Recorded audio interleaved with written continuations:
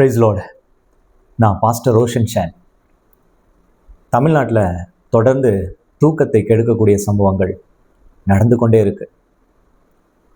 தமிழர்களுடைய குணம் என்னன்னா, ஒரு சின்ன நாய்க்குட்டி தெருவில் அடிபட்டுட்டா கூட ஓடி போய் காப்பாற்றி அதற்கு தண்ணி கொடுத்து எப்படியாவது உயிர் பிழைக்க செய்யணும்னு நினைக்கிற குணமுடைய தமிழ்நாட்டில் இன்னைக்கு நம்ம வீட்டில் இருக்கிற பெண்களை எல்லாம் ஒரு நாயை விட கேவலமாக கற்பழித்து கொலை செஞ்சு வெட்டி துண்டு துண்டா செதைச்சி தூக்கி வீசுகிற கொடூரர்கள் வாழ்ந்து கொண்டு இருக்காங்க. கொடூரர்களை இந்த சமுதாயம் உருவாக்கியிருக்கு. அப்படின்னா தூக்கத்தை தொலைச்சி தான் நம்ம வாழணும். இது தொடர்ந்து நடந்து கொண்டே இருக்கு. தூத்துக்குடி 17 வயசு சிறுமி, அவளால் அந்த சின்ன பிள்ளையால் தப்பிக்க முடியாத ஒரு சூழ்நிலை. தன்னுடைய இயற்கை உபாதைக்காக ஒரு சின்ன 200 மீட்டர் தான் அந்த போலீஸ் ரெக்கார்டு சொல்லுது. 200 மீட்டர் வீட்டிலிருந்து 200 மீட்டர் அந்த இடத்துல போய் உபாதையை கழிக்க போன அந்த பிள்ளைய கொடூரமாக கற்பழிக்கப்பட்டு கொலை செய்யப்பட்டிருக்காங்க. குடும்பமே அழுது, ஊரே கொந்தளிக்குது. இதோ இந்த காட்சிகளை நீங்கள் பார்க்கும் பொழுது, ஈரானில் நடக்கிற வார், அமெரிக்கா குண்டு போடுறது, இஸ்ரேல் குண்டு போடுது, ரஷ்யா உதவ வருது, பெட்ரோல் நமக்கு இல்லை அப்படின்ற இப்படிப்பட்ட காரியங்கள் எல்லாம் நம்மை சுற்றி இருக்கிற நம்ம வீட்டுக்குள்ள புகுந்து வரக்கூடிய இந்த மகா பெரிய கொடூரத்தை மறந்துவிட செய்யுது. இதை நினைக்கும் பொழுதே நெஞ்சம் பதறுது. நம்ம வீட்டில் பெண்கள் இல்லாம ஒரு குடும்பம் இருக்க முடியாது. நான் இதை ரொம்ப பாரத்தோட கண்ணீரோட சொல்ல எனக்கு நாக்கு பேச முடியல. இந்த காரியத்தை நான் தொடர்ந்து பார்த்து அந்த நியூஸ் சேனல்ஸ் மூலமாக சொல்ல கேட்டு மனசுக்குள்ள இந்த சமுதாயத்தின் மீது மிகப்பெரிய ஒரு பயம் ஏற்படுது. நம்ம வீட்டு பிள்ளை வெளியே போனால் திரும்ப வரமான்ற நம்பிக்கை இன்னைக்கு இல்லை. தமிழ்நாட்டில் திரும்ப 2 காரியத்தை சொல்கிறேன். சட்டம் ஒழுங்குன்னு. சட்டமும் தமிழ்நாட்டில் இல்லை, ஒழுங்கும் தமிழ்நாட்டில் இல்லை. ஒருவேளை நீங்கள் குறை பேசுகிற இன்னொரு காணொலியா இன்னொரு மனிதனா நீங்கள் கேட்கலாம். இல்லை, குறை பேசலை. நிச்சயமாக ஒரு அரசாங்கமோ ஒரு போலீஸோ ஒரு சம்பவம் நடக்கிற அந்த நிமிஷத்தில் முன்கூட்டியே அறிந்து கொள்ளுகிற தீர்க்கதரிசிகள் கிடையாது. அவங்க ஒன்றும் தீர்க்கதரிசிகள் இல்லை. ஆனால் அந்த சம்பவம் நடக்காமல் இருக்க அவர்கள் ஏதோ ஒரு வகையில் உதவி இருக்கலாம். இன்னைக்கு ஒரு மனுஷனுக்குள்ள ஒரு கொடூரமான மிருகம் குணம் வந்திருக்குன்னா அதற்கு காரணம் 2 விஷயம்தான். ஒன்று குடி, இன்னொன்று ட்ரக். மதுவும் இந்த ட்ரக் அடிக்ஷனும் மாத்திரம்தான் ஒரு மனுஷனுக்குள்ள ஒரு கொடூர குணத்தை ஏற்படுத்தும். அந்த பிள்ளைய கொடூரமாக செதைச்சி கொண்டானே, அவனுக்கு தாய் இருக்க மாட்டாங்களா? தங்கச்சி இருக்க மாட்டாங்களா? எல்லாம் இருப்பாங்க. அதையும் தாண்டி அவனால் எப்படி இந்த ஒரு கொலையை செய்ய முடிஞ்சது? இதற்கு இந்த அரசாங்கம் என்ன சொல்லுது? அந்த ஏரியா எம்எல்ஏ என்ன சொல்றாங்க? இது அங்கே மட்டும்தான் நடக்குதா? கடந்த ஒரு வாரத்தில் 3-4 இடங்களில தொடர்ந்து இது நடந்து கொண்டு இருக்கு. ஆனால் இந்த அரசாங்கம் இதற்கான சொல்யூஷன் சொல்லவே மாட்டேங்குது. அதற்கு பதிலாக ஒன்று செய்கிறாங்க.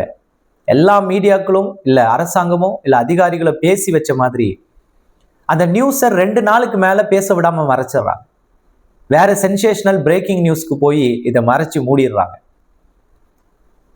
இதனால பாதிக்கப்படுறது என்னமோ நீங்களும் நானும் தான்.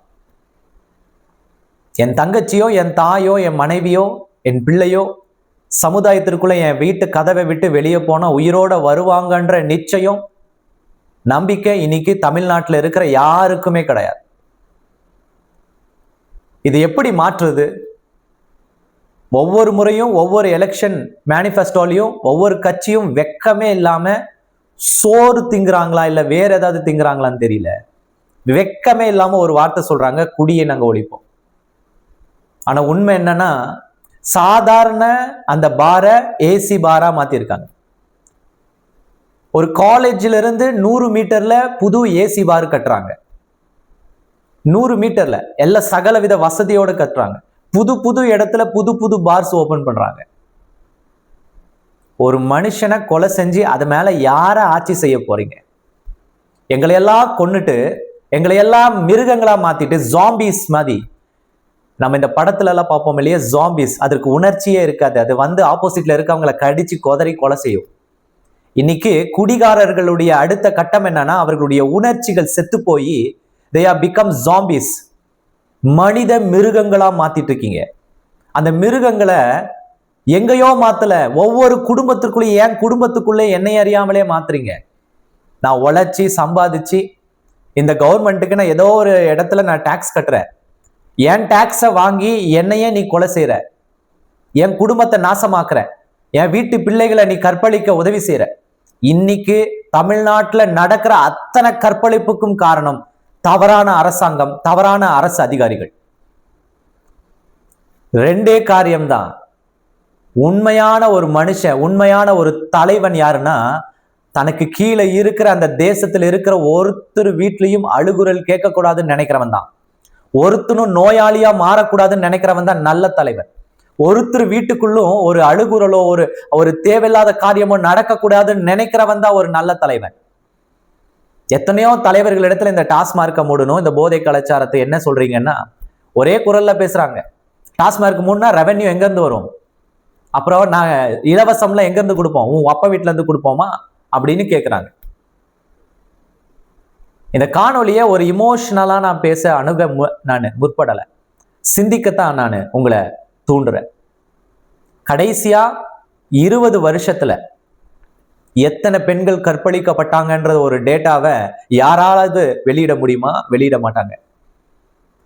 இந்த அரசாங்கமோ, இனி இதுக்கு முன்பதாக இருந்த அரசாங்கமோ, இனி வரக்கூடியது என்ன அரசாங்கம்னே தெரியல.